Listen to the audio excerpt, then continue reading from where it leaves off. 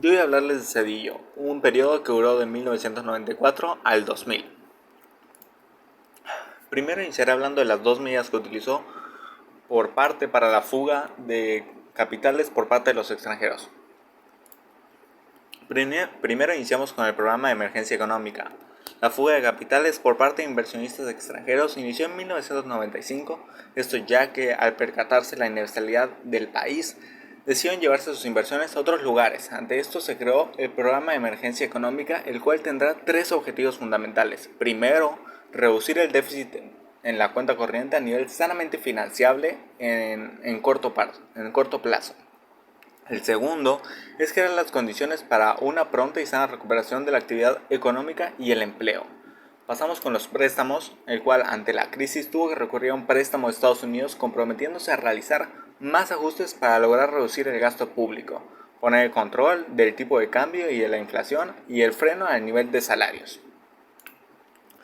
Pasamos con la protección al ahorro bancario (IPAB).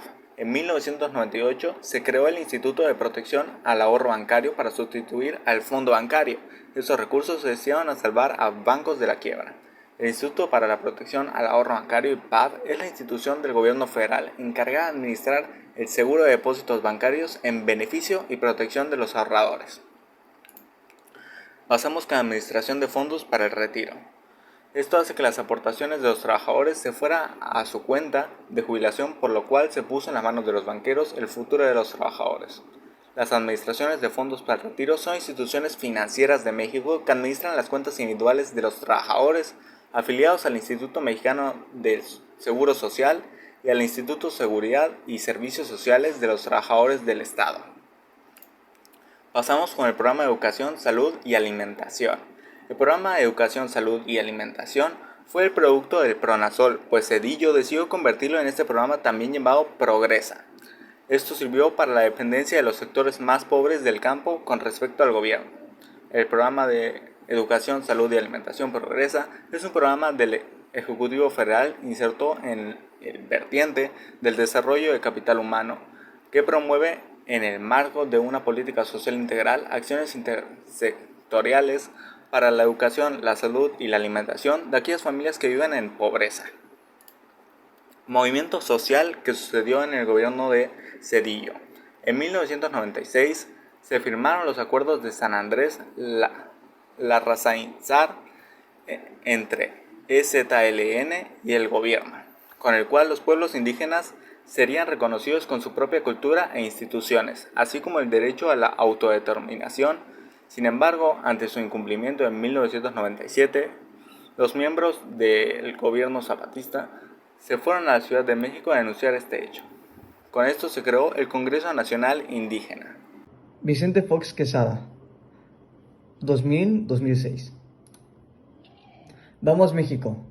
En octubre de 2001 se presentó la Fundación Vamos México, a cargo de Marta Sahagún. Este tiene como objetivo apoyar a comunidades, personas de la tercera edad y niños con discapacidad.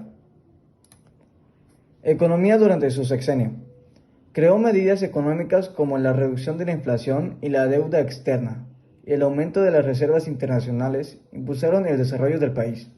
Sin embargo, 46% de los mexicanos se mantenían en situación de pobreza. Acuerdo migratorio incompleto. En 2002, el gobierno negociaba con Estados Unidos un acuerdo migratorio, pero no se concretó debido a que dicho país enfocó su atención a la guerra contra Irak, a raíz del ataque terrorista sufrido en su territorio el 11 de septiembre de 2001. Las relaciones entre ambos países se tensaron cuando México, como parte del Consejo de Seguridad de la ONU, no respaldó la invasión a Irak. Huelga por sector docente. En mayo de 2006 inició un conflicto en Oaxaca cuando maestros de la CNTE se pusieron en huelga para exigir mejores condiciones salariales, apoyados por la Asamblea Popular de los Pueblos de Oaxaca, APO. El gobernador reprimió el movimiento y encarceló a participantes y líderes del mismo. Calderón. Felipe Calderón Hinojosa, 2006-2012. Nació en Morelia, Michoacán, el 18 de agosto de 1962. Es un político y abogado mexicano. Se desempeñó como presidente de México desde el 1 de diciembre de 2006 hasta el 30 de noviembre de 2012, como candidato del Partido de Acción Nacional PAN. Su campaña fue un proceso electoral controvertido. Los resultados oficiales del INE le dieron a Calderón una pequeña ventaja, menos del 1% del total de votos, por encima del candidato del PRD, Andrés López Obrador. Organismos creados durante el sexenio. Se siguió con los programas de apoyo social, tanto en salud, educación, alimentación y vivienda. Algunos de ellos fueron Seguro Social, encargado de cubrir los gastos médicos a personas no afiliadas al ISSSTE o IMSS. Procampo, encargado de brindar apoyos a productores en campesinos con el fin de mantener sus niveles de ingresos estables. Delincuencia y violencia organizada. El presidente Calderón reconoció la infiltración del narcotráfico en el gobierno, por lo cual declaró una guerra abierta contra este. Debido a esto, diversas agrupaciones militares fueron esparcidas en los estados con la misión de respetar el orden y proteger a las masas de los carteles. Sin embargo, las medidas tomadas no fueron fortuitas. Economía. Durante el sexenio de Calderón no se logró cosas significativas en materia económica. La reducción de pobreza aumentó, así como el desempleo. A pesar de ello, el gobierno se mantuvo fiel al sistema neoliberal. En 2009 se decretó la extinción de la Compañía de Luz y Fuerza del Centro, siendo delegadas sus responsabilidades a la CFE. A pesar de las múltiples protestas que esto generó, el decreto no fue revocado. El 5 de junio de 2009, en Hermosillo, Sonora, se incendió la guardería ABC. En el accidente hubieron 79 heridos y 49 muertos. Hasta el día de hoy, los padres de las víctimas siguen pidiendo justicia. El Movimiento por la Paz, Conciencia y Dignidad, que juntan las víctimas de la guerra contra el narcotráfico, exige al gobierno una correcta investigación en cada caso de las víctimas que dejó.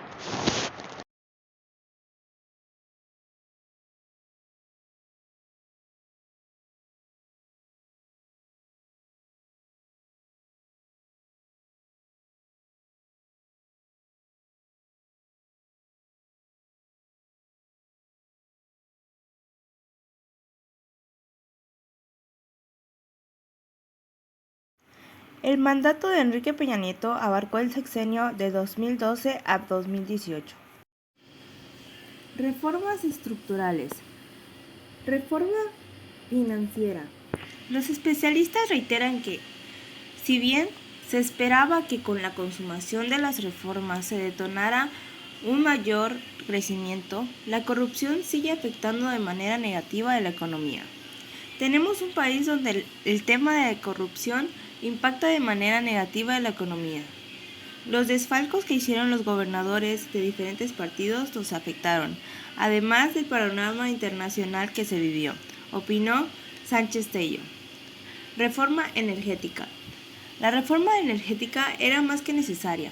Estoy seguro de que si se materializa en los siguientes años será una palanca para el desarrollo económico en el país.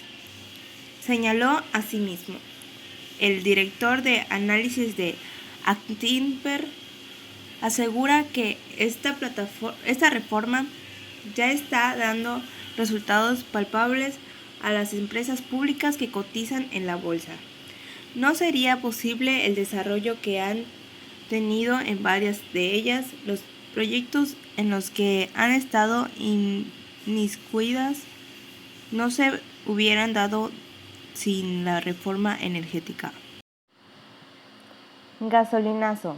En el 2017 comenzó la liberación de los precios de la gasolina, medida que llevó a un incremento en el costo del combustible para los mexicanos. El director de Fundef indicó que, aunque este proceso era necesario, fue mal implementado. Fue una decisión acertada a pesar de que el gobierno pagó un costo político enorme, ya que no lo supieron vender bien ante la población. Yo creo que un mito el hecho de que debemos de tener gasolinas regaladas y con eso nos va a ir mejor, y obvio no. Endeudamiento. La principal crítica para la administración actual es el nivel de endeudamiento en que se encuentra el país. Pasó de 33.8% del PIB en el 2012 a 46.4% al cierre del 2017. En finanzas públicas vimos un incremento de la deuda pública. Sin embargo, en los últimos años hubo un plan de consolidación fiscal recortado al gasto público para revertir esta tendencia, aseguró el gerente de análisis de BX+. Inseguridad y corrupción. Finalmente, el gran pendiente de la administración saliente y que no logró mejorar fueron los altos índices de inseguridad y corrupción en el país, lo cual afectó en la llegada de más inversión. La inseguridad es un limitante importante para México para temas de inversiones. También la corrupción, que al final de cuentas tiene implicaciones en el desarrollo económico del país. Estos factores que no se pudieron combatir de forma puntual, concluyó el especialista de BX+. Crecimiento económico. A pesar de las reformas estructurales impulsadas, la economía no prosperó. Prometió cerrar el sexenio con 5% de crecimiento económico y finalmente cerró con un promedio de 2.5%, lejos del 5% prometido. Carlos Hermosillo, director de análisis fundamental de Acniver, aseguró que fueron factores internacionales los que también abonaron a que el país no lograra el avance esperado. Vivimos un proceso complicado con las elecciones de Estados Unidos. Hubo mucha cautela alrededor de todo este proceso desde mucho tiempo antes y todavía los meses posteriores, refirió. Al final, el neoliberalismo alejó la economía del poder del gobierno, volviéndola principalmente dominada por empresas privadas y extranjeras, lo cual fue bueno para la competencia, pero perjudicial para la población, ocasionando más desigualdad, separando a la gente por clases, aparte de mayores problemas económicos y ambientales. En cuanto a la alternancia política, en México hace no mucho tiempo no había en sí, solo era el PRI y sus opositores que estaban solo para dar la ilusión de elección. Pero luego hubo un cambio en el México contemporáneo, con Fox y Calderón, ambos del PAN, ganaron consecutivamente. Y el actual presidente es Andrés Manuel de Morena. El México contemporáneo tiene varios desafíos, como por ejemplo la corrupción, que dificulta el buen funcionamiento de nuestro sistema político y hace que el pueblo